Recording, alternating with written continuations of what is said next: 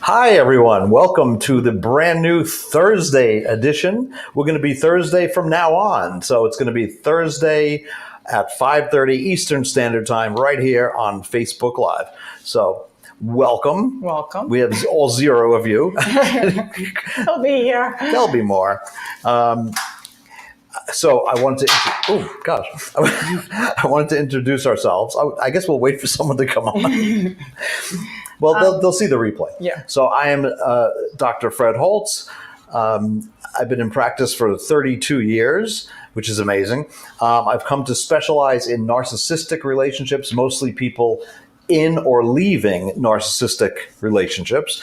And I've experienced that myself.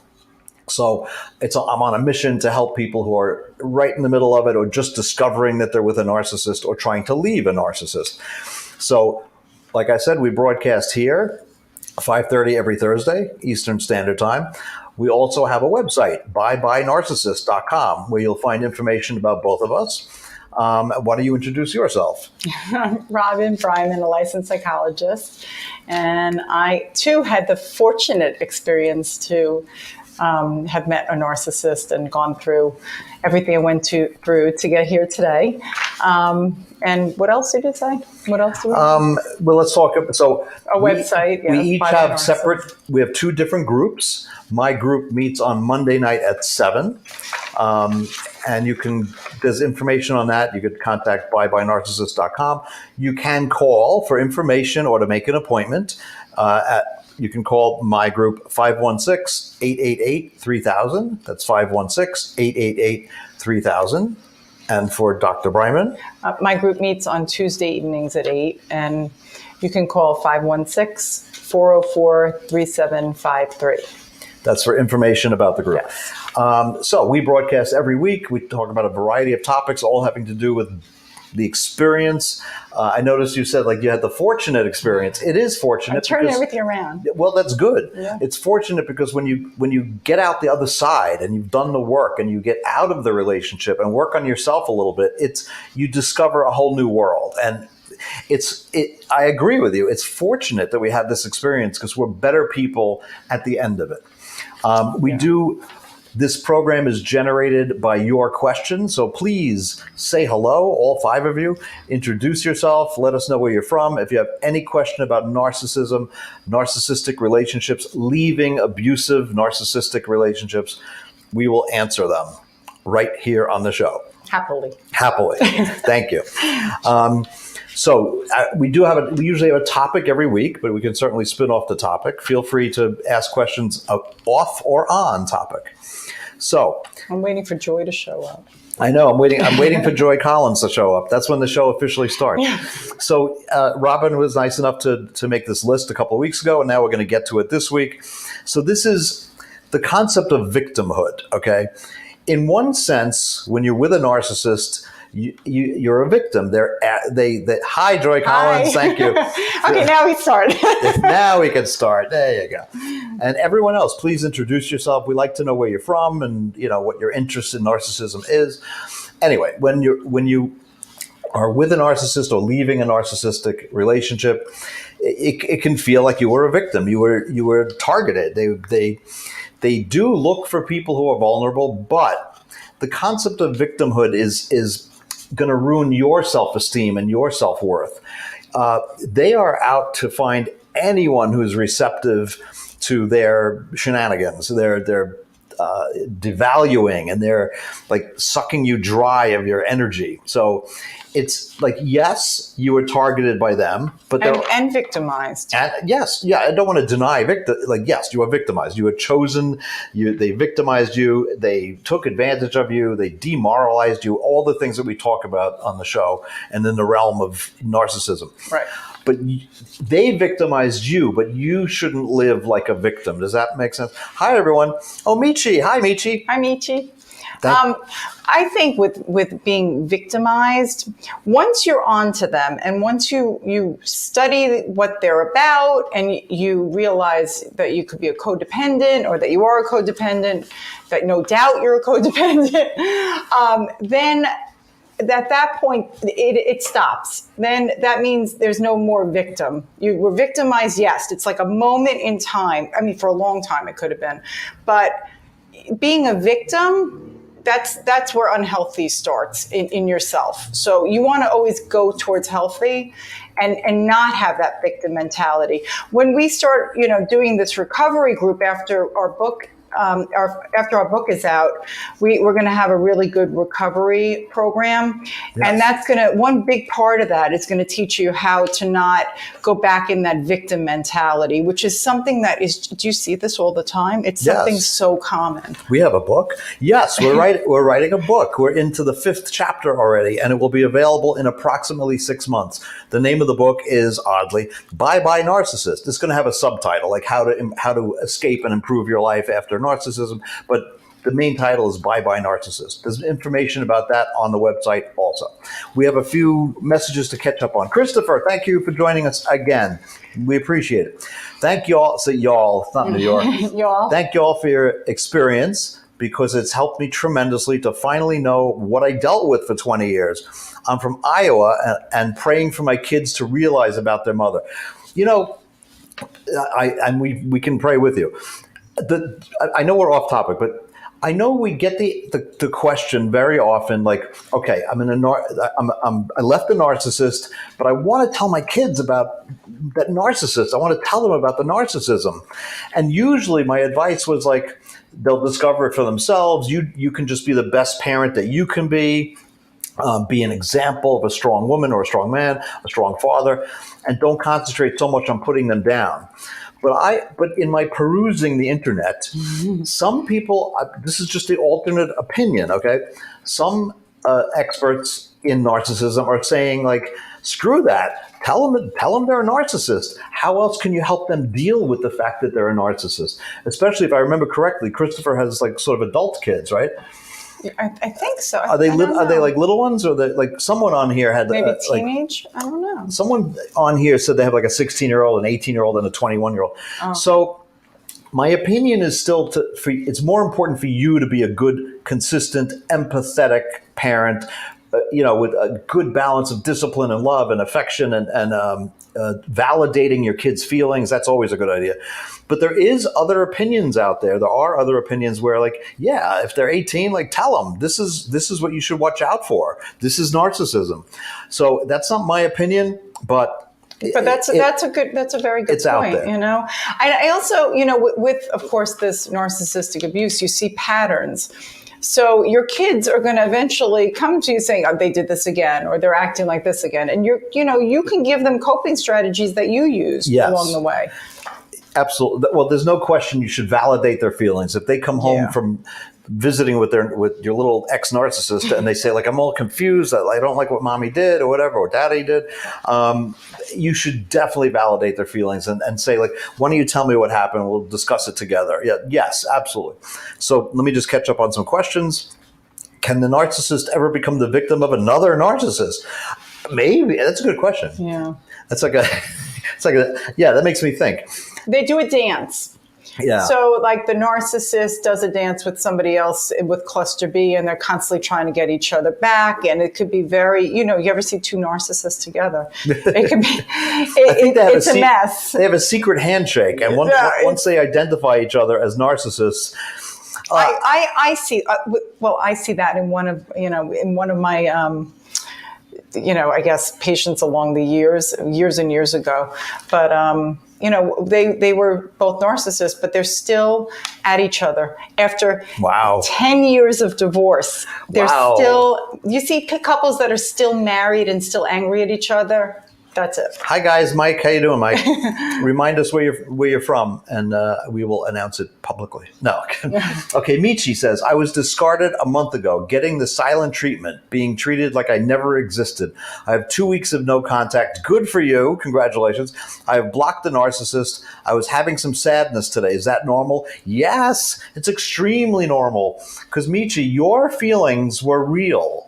Your part of it, your affection, your attachment, your love for the person was very real. Theirs was not. It was contrived, manipulative, planned, and abusive. So yes, after 2 months, a month ago, after a month, you have sad feelings. Of course, don't deny your feelings. I mean, you may want to analyze what is it you miss and why do you miss them. But basically, your feelings, absolutely normal. You got to work on your self-esteem. Yes. I would try to, educate yourself, watch things, listen, read. Do stuff like meditate to things that are like building your self-esteem. Yes. What did you say? The self-care, the self-esteem, Yeah. the self-worth, positive coping statements, anything you could think of to work on yourself. But the basic question, is it normal? Yes, it's normal. Having some sadness, of course, why not? It's a loss. You miss what could have been. You miss what you thought it was. You miss what you were hoping it would be. You miss the love bombing phase too. Yeah. You have a loss. It's sad.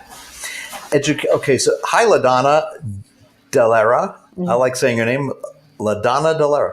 Education is golden. I didn't understand that the abuse wasn't my fault. It is absolutely not your fault. And that goes back to the topic of today, which is like the concept of being a victim. It is definitely not your fault. You were, targeted. You were used by a professional abuser, someone who's practiced in lying. They practice all their lives, lying slowly. They lie about everything. But yes, it is definitely not your fault, but a good point. And with education, you do start to realize, wow, a lot of people out there like this have the same experience. Two adult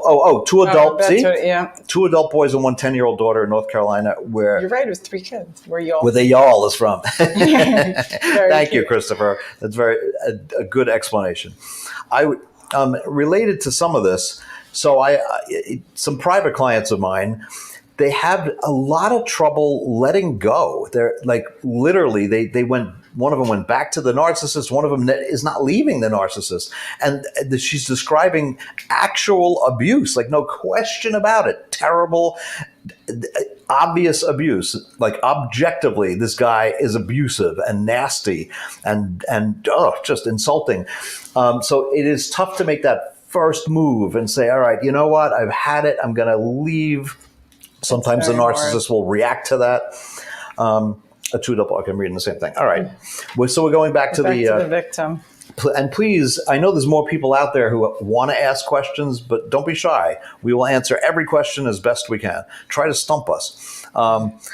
So the list is you were not a victim. The first one, you were targeted and victimized. You were absolutely victimized, that's for sure. Mm-hmm. And you were targeted in that they look everywhere for a vulnerability. And within you, if they find a weakness, they will exploit it. If they know that you want and need a degree of affection, they will give you that affection.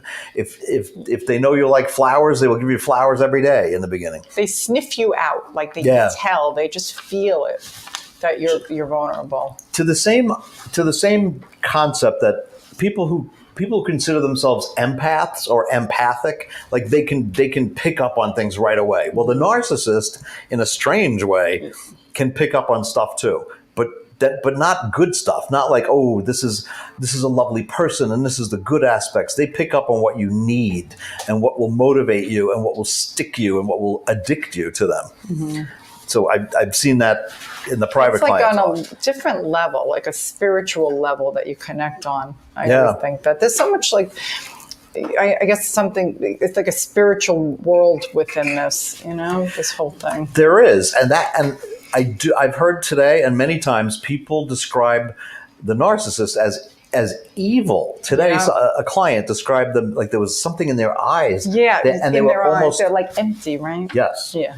And they were almost growling like an ant. Like it is. Yeah. It's kind of pure evil. Yeah, and some people said, and I don't 100% disagree, that they're possessed. Like it's beyond just like forget about psychology and science and research and all that stuff. They're possessed. Mm-hmm. They're possessed and they're evil. So I'm not discounting that. And it's ironic that they all do the same things.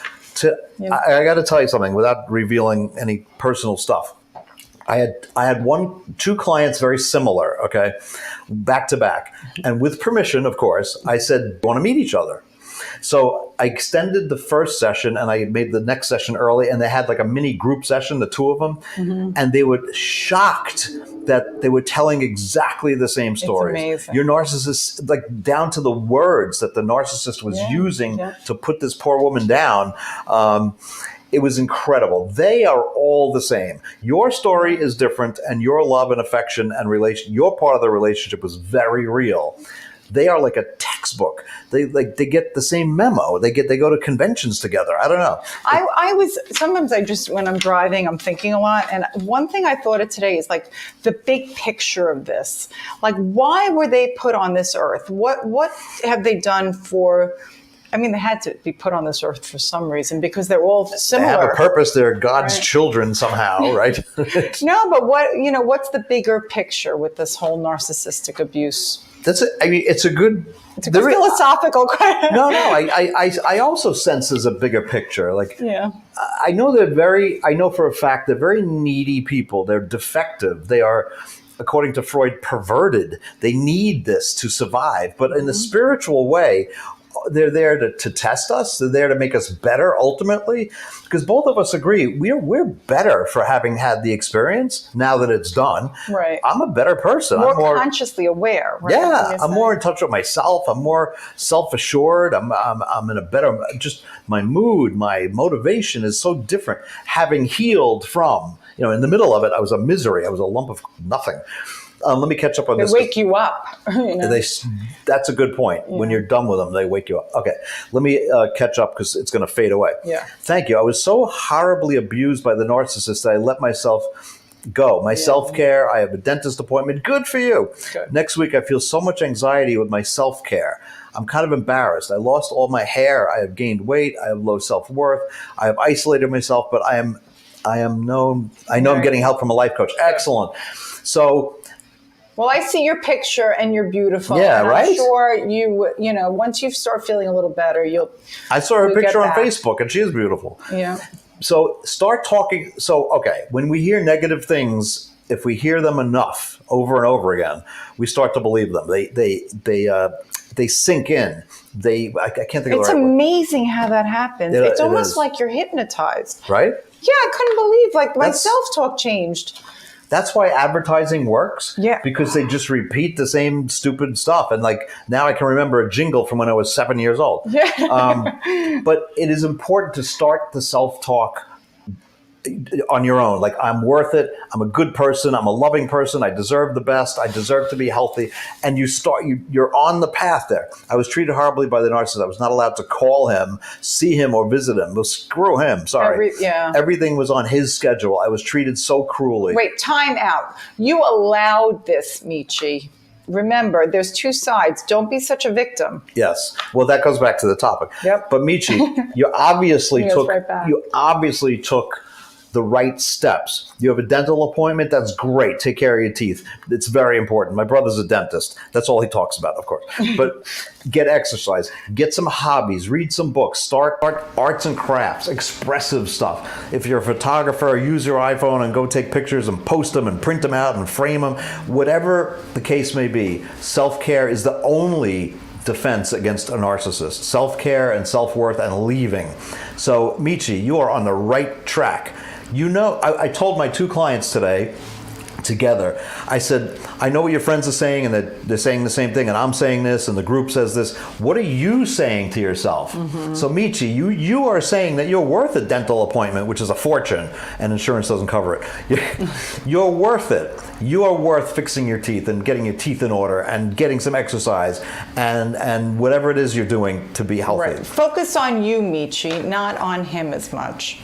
I have such an amazing patient who started channeling her, her feelings and all she went through into art. She just came up with an Instagram, which I'll announce eventually. Sure. But it's amazing. And she's so talented, she didn't even know how talented she was. See? Yeah, so. It's great to take up new hobbies. Like something you let go a long time ago, whatever, photography, artwork, drawing. I know someone who makes mandalas to color in. She's great.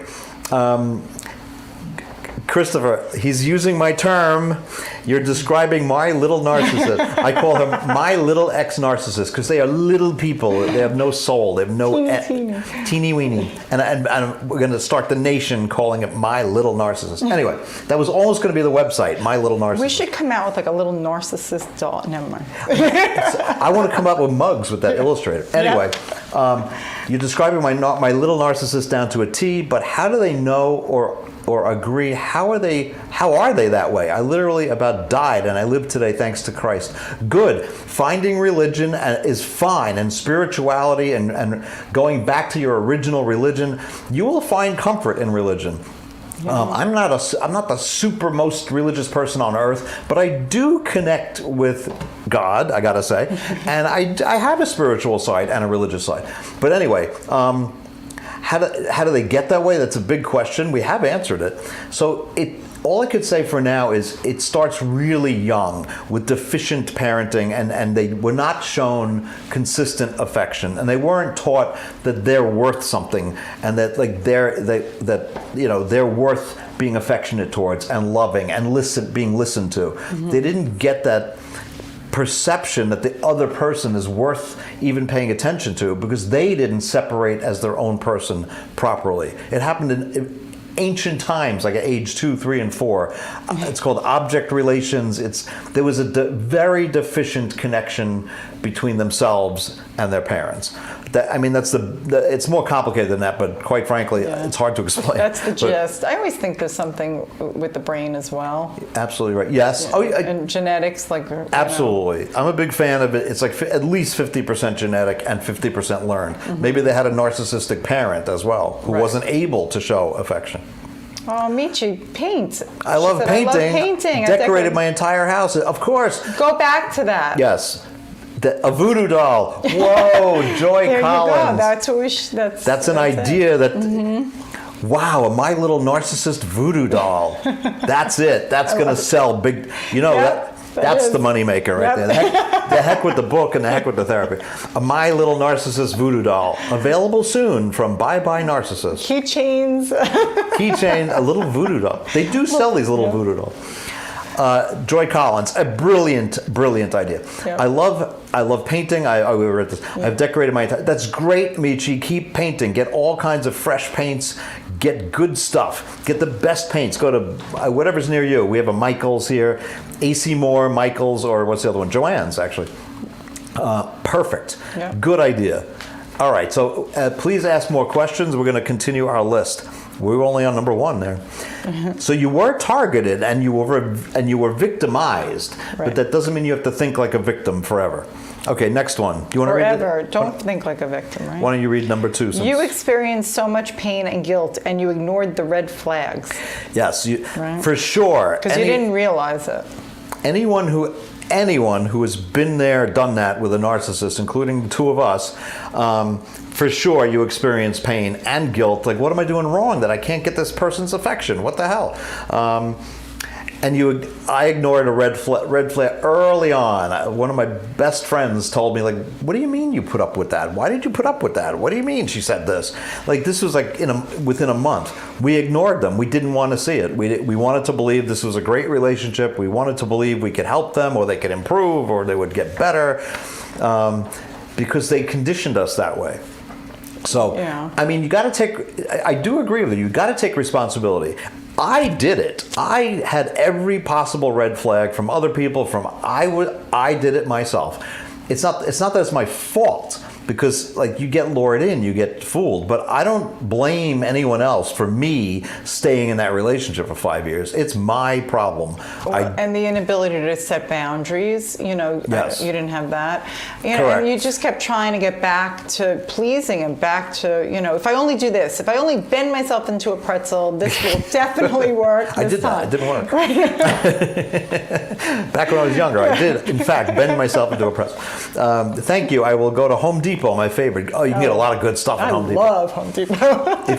If you do large scale painting, which I used to do, like big scale painting. Yeah. Oh, this is off topic. I know it's off topic. Forgive me. But a famous painter named Jackson Pollock, Okay, he was one of the early abstract painters. He did the splash paintings that are all, he used house paint. House paint, because artist paint is like sick expensive. He used to buy gallons and gallons of regular cheap house paint. So yes, go to Home Depot and get house paint. Yeah, it'll get some of that sadness out. Yeah, and the anger, Yeah. Everything. Getting your aggression out through art, perfectly okay. Not other ways are not okay. Yep. All right, so yeah, there was clear red flags. And it's almost like it's not even unconscious. I consciously ignored them. Right, and you were right about anger, because anger, being misled and manipulated, that's where the anger comes from. Yes, and just like everyone else on Earth, regardless of my training or my professionalism, I said, I can't believe this happened to me. What did I do? Why did I let this happen? Who am I? Well, what am I that I let this happen to me? That's a normal question. You see, I thought, what's wrong with me? Not even that this happened to me, just what am I doing? Why did I pick this? What's wrong with me? You're in at that point, you're in a very confused state. It's hard to think rationally. A fog. Right? It's the fog of the narcissist. So, yes, you experience so much pain and guilt and ignoring the red flags. Okay, next. Oh, this is anger. Yep. Anger of being misled and manipulated. You waste energy thinking about what you can change. Ooh, change the narcissist. Yep. I wasted a lot of time. More about hoping the narcissist would change, or I've seen that she's better than this. This is not her. She'll come to her senses. Everything will be okay. But really, the things that she was doing were just completely not normal, not even close. So no, I thought we had a little niche, like psychologists that have gone through narcissist abuse. But right? Imagine the niche of curing narcissists. I was changing them. So at work, my office manager today, she asked me, would you see a narcissist? Because this is my specialty. So they said, would you be willing to see a narcissist? I said, no. They don't come for treatment. They don't come for treatment anyway. Manipulating someone. I've had narcissists, they didn't identify as narcissists. They come in and you could tell, and they leave. They usually leave in a session. As soon as you get to some major point of any kind that makes them think, they leave. Okay, Michi, hello again. I did all the chasing. I was never hoovered. I spent 7 years chasing the narcissist. His acceptance, chasing his acceptance. One thing I learned is that you can't explain anything to a narcissist. They don't comprehend. That's absolutely correct. They don't get it. They do not get it. You know what? They do get it with actions. They don't get it with words. But if you show actions, like you go, no contact, they get it. Oh yeah, they'll freak out. Or if you switch it on them, like they do something like they'll call you, and you try to say, I'm going to call, they call you. So if you try to call them at a certain time and change it up, they get it. One thing that I was talking about, I think today with a client, was they don't understand your empathy towards other things. I'm going to tell a brief story. I may have told it before. So, okay, I'm with my little narcissist. We're in Florida. Once upon a time. We're driving with my brother, my brother-in-law, my brother and sister-in-law. We're just driving somewhere to a beach or something. And in the middle of the road, as we're driving, I saw this turtle. Okay, it's a silly story. A turtle in the middle of the road, like a small highway. So I had my brother pull over, and I said, I'm going to wait for a calm moment. I'm going to run and just put the turtle on the other side of the road. She let me have it for days and weeks and months, that I put them in danger, and we're going to be late to the beach, and you're taking away time from our beach time, and we could have had a pleasant drive, but you have to disrupt it with this stupid thing. I was saving an animal. I love that story. I never heard that story. They don't understand someone helping someone else. Yeah, she probably thought you were weak. Yeah. I used to be called weak when I was empathic towards, others. Yep.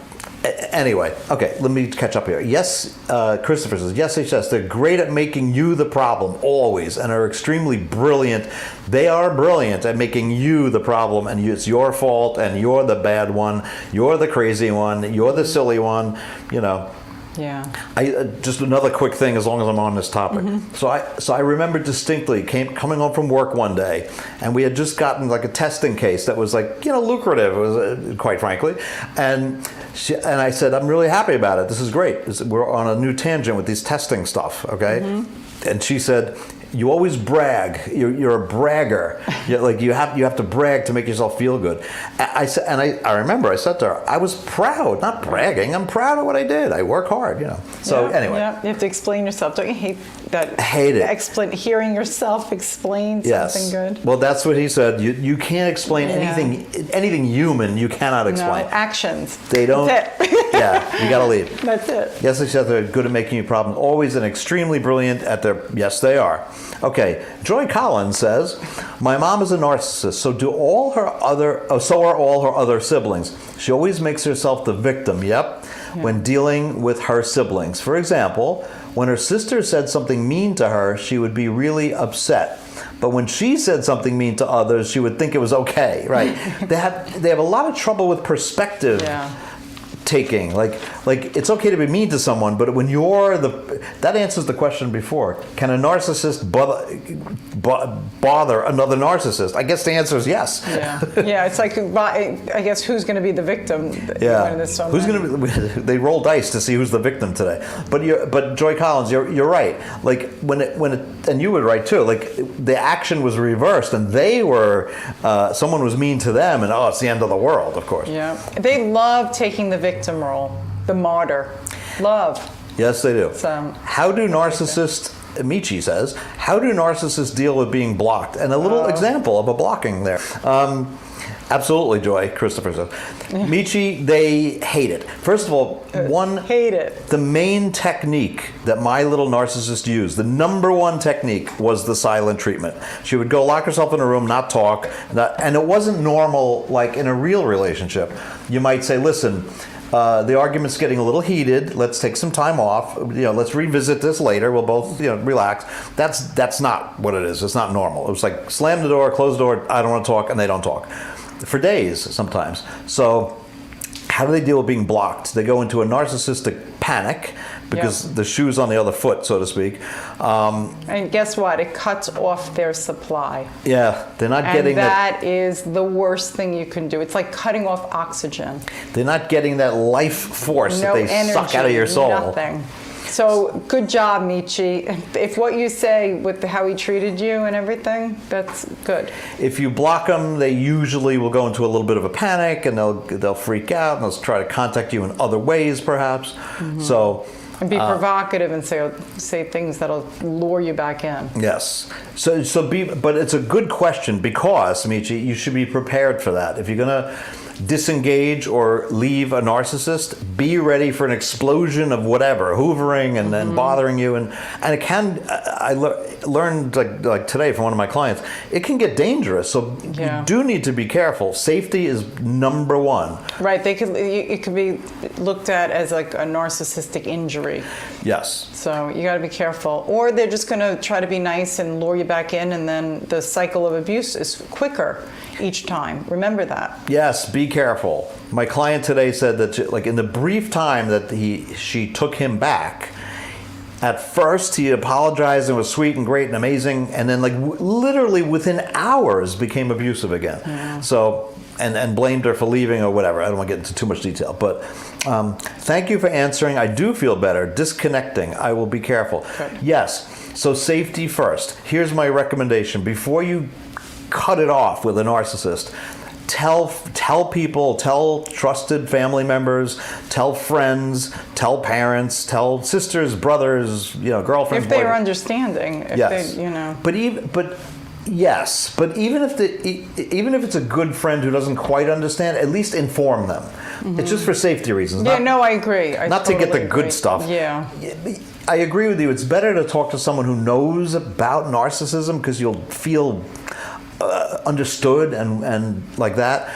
But it's so in this particular case, for safety reasons, you could tell anyone who you trust and knows what's going on. Right. You could say, I'm uncomfortable and we broke up, but I'm a little nervous about it, or right. fear. You should it's just like I tell people who let's say people are entering the dating world again, and they're going on a date, they're meeting a new person for lunch. I say the same thing. Just tell a friend, tell your mom, tell a pal where you are and when you're going to meet, just for total safety reasons. Not to get understanding or comfort, just for safety. Good idea. Good. So when you cut it off with them, what do you guys do what do we do for self-care? Well, first, let me back up and say that self-care is the top priority. Even if you're still in the abusive, narcissistic relationship, you can still do self-care. You can still go to the dentist, as Michi's going. You can still get a hobby. You can eat well. You can get some exercise, walk around the block, go to a park, take up a hobby, read a book, go online, whatever. Self-care is anything that makes you feel calm and centered and all that. You want to share? So what do you actually do for self-care? Psychologists need self-care. When I was in the thick of it and somebody said self-care, it just didn't work for me, So I started with baby steps. I started self-care with baby steps. And what I would do is I'd make the doctor's appointments that I needed to make, that like the dentist or whatever, like you said, Michi. And I would walk and I would listen and try to educate myself about what went on. So my AirPods were my best friend.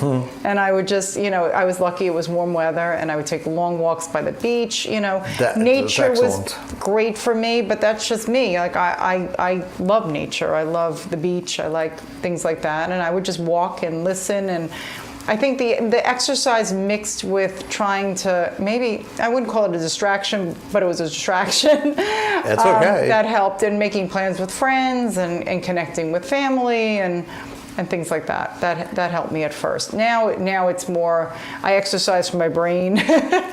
And, just have a balanced life. Balance is the key.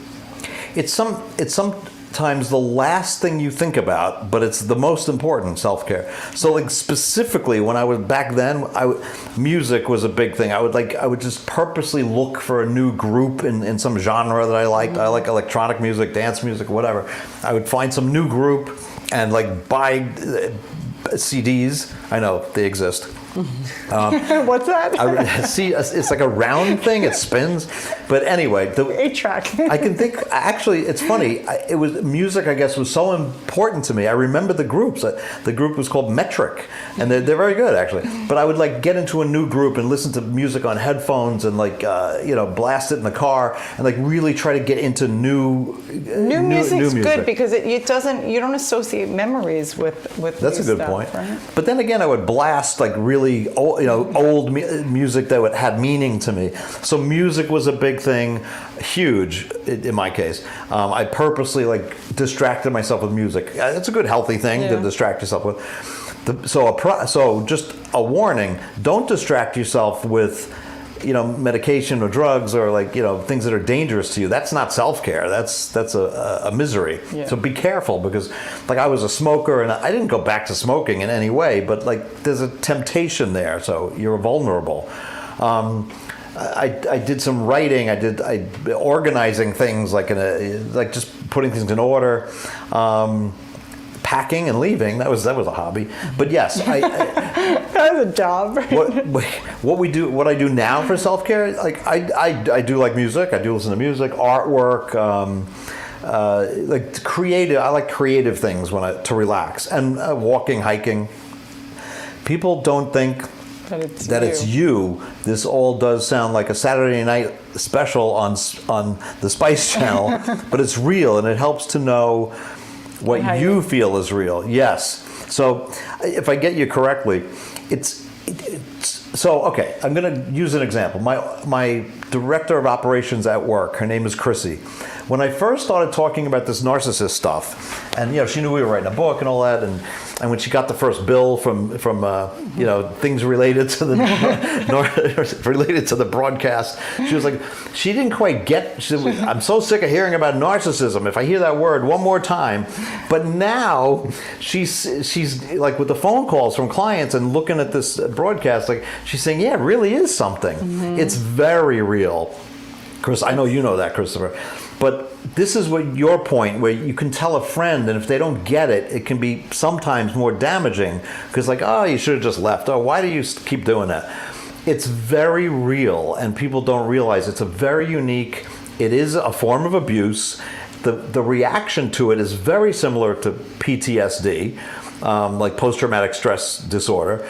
You're changed for life in some ways, for the better, ultimately, but it is soul-crushing. It's emotional abuse. So, years ago, when you hear, what's emotional abuse? Right. This is it.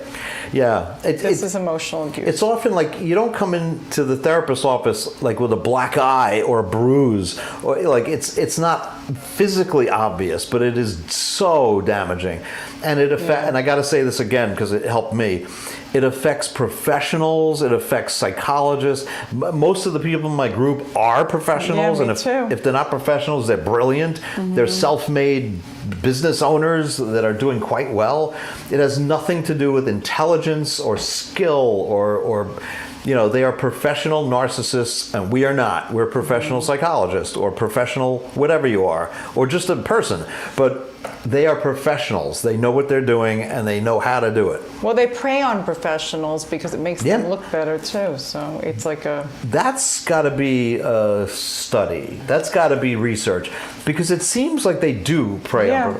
Like if you go as a whole, the groups that I run and that you run, I think they're like amazing. Smarter than average and more professional. Yeah, they all have graduate degrees. I mean, not that it makes you smarter, but for the most part, that's, I guess, what so don't feel bad, Michi. I don't know what you do for a living or whatever, but don't feel bad. It affects everybody. They know what they're doing. Christopher said, "Oh yeah, that was good, Christopher. Thank you for that. You have the best comments." Michi, self-care is critical. Yes, I'm on a regimen. I take walks, good, every day. I take every morning hot apple cider vinegar with lemon. I'm losing weight. Self-care is very important. Taking care of yourself. Good. Yes, Michi, you're well on your way. Good. Self-care means different things to different people, but thank you. Of course, Christopher. Great comments. Wonderful. Right on target. Yeah, really good. And you can tell he's been there. Yeah. You can always tell when someone's been there, done that.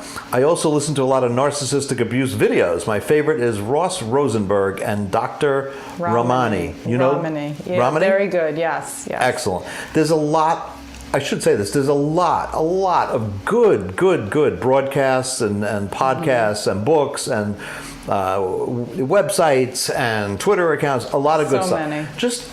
Just evaluate a little bit, like anything else. Like, do they know what they're talking about? Have they been there, done that? Do they have? They have the Ross. Yes. I don't mean them in specific. But in general, there's so much. Yeah. The one that helped me has a silly name. Her name is A Shrink for Men. Shrink and the number 4 men. She talks about narcissism, male and female, both, but that's her little niche, and it got me. It suckered me right in there. A shrink for men. Cool, I'm a man. It is. I'm going to say this, and you may disagree, but I mean, for me in particular, being a man at the time, it was hard to admit this stuff. Like, I'm being abused by a woman, by a little narcissist. It was tough for me to say that, and I was happy to see some men in my groups over the months and months. I have mostly men now. See? I had one man for a long time, and he used to come in and say, "Oh, I'm the only guy." It was hard for him. And then after a while, it was a few, and now it's really become more men than women, which is, fairly even. But it's amazing. So Michi, when you listen to a broadcast, or you read a book, or you look at a website, you don't have to, like, I don't know how to explain this. Like, when I read these books, you don't have to buy the whole thing and the whole theory and the whole agenda that they have. But if you get 1 or 2 good pointers, then the book was worth $14, or the podcast was worth an hour of your time. If you get 1 or 2 good ideas. Even here, like, you don't have to agree with every single thing we say, and you don't have to buy everything we talk about. But if you can get some ideas that help you. Yes, and as Dr. Bryman was saying, we are in the book, there's going to be the discussion of like 8 like an 8-step program. I hate to say the word step, but in the real world, it's going to be 8 seminars or 8 sessions or whatever, each with a different topic. And if you go to all 8, it's going to help you go from being stuck with the narcissist to leaving and working on yourself. And thriving, yeah. Yeah. Thriving is good. Not just surviving, thriving. Yeah. Not to be cliche, but I do. I listen to a lot. It's good to listen to a lot. I do want you, so when you reach a certain point, I want you to listen a little bit less and get out and do more. Like, but yes, it's very important to gather information. And even through our discussions and doing this, I'm gathering more information. We're still, you know, I have to say we're still affected in some way by our experience. And it's also, you know, it's a big community, and we have our own lingo, which is really kind of cool. And our own handshake, a secret handshake. I'm not going to tell you. No, I'm kidding. What's helping me is journaling. Yes, journaling and reading. I do this every day. Narcissistic abuse is brutal. No one ever deserves this. Michi, that is well put. From someone who's been there. Yes, journaling is excellent. I love journaling. Yeah. I used to call it throwing up on a page. Yeah. And I used to just write, and I never read it, and I just, I wrote in script. I don't even know how to write in script anymore. Yeah. They don't even teach it. Throwing up. Yep. I agree. And when you do journal, like you said, let loose. Don't think of it as like, dear diary, today the rain was, don't. You could do anything you want. It could be a checklist. It could be drawings. It could be just, bullet points. So any kind of journaling. For a while, I was journaling using like a once a day calendar. I would just like put little notes in it. Mm-hmm. So it's helping with journaling and reading. Perfect. Okay, Christopher. Yes, you can't believe what's happened with you, and I was told that the print is really small. I was told that I met my match, but I had, and you would never win an argument. Yes, Christopher, you can't win an argument with a narcissist. They use logic that you couldn't even think of. If you're even this much rational, you can't even think that way. They are professionals. Journaling is relaxing, absolutely. Yeah, that's great. I'm going to go. Feel free to ask questions. Please keep asking questions. I just want to finish the list because you worked hard on it, and it was a few weeks ago. We are up to number 3. Wait, did we do 3? No, we did 3. The anger, being misled and manipulated. You waste energy thinking you can change them. It is a waste of time. A narcissist is just a waste of time. Okay, 4. Feeling like a victim. It's very hard to get past this, especially once you understand the abuse. Okay. Did you want to say more about that? No, I think we talked about that. We did. Okay, 5. Oh, why don't you read 5? Okay.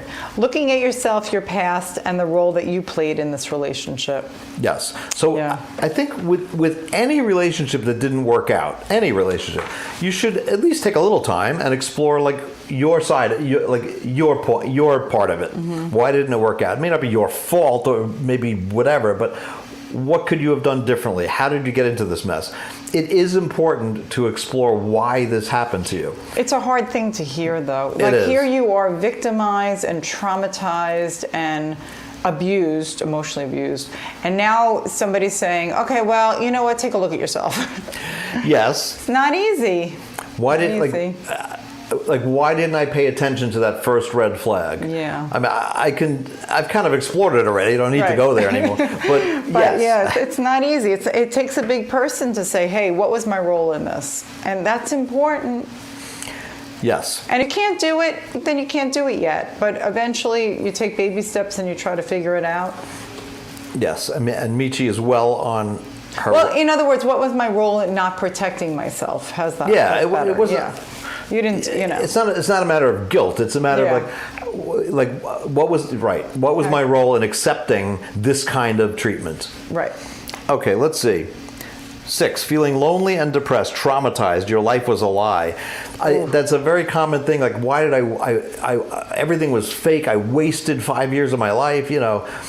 I tried myself not to say that. It wasn't a waste. I was doing other things. I was still doing my private practice. I was still alive. And like, if you learn from it, then it wasn't a waste, right? I became a better person. I became a stronger person. I became a more confident person. And And by the way, able to find someone who is normal and is loving and is giving and just normal.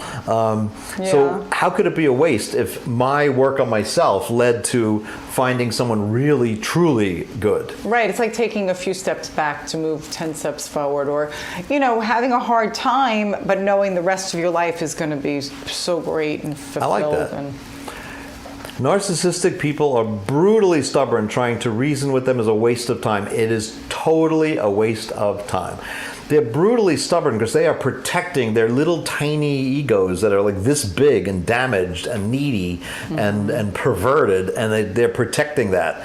And so yes, it's like a lion protecting their cub or something, right? They will fight fiercely and once you take the mask off, forget it. They go bananas. So that's why I say, Michi, be careful.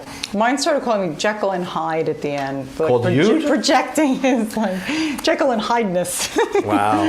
I'm gonna repeat something we said a long time ago. If you listen carefully and you're quiet, they will reveal everything about themselves. Everything. They'll say you're not loyal. You're not, which definitely means they're cheating. Yeah. They use projection. It's a defense mechanism. Or not come home and say, what do you think, I was in the city? I'm like, oh, thanks for telling me.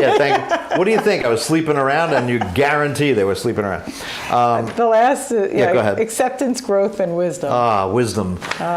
It's so wise. There was someone named Erickson, a psychologist, who talked about different conflicts and different challenges that you have throughout your life. And the last challenge was the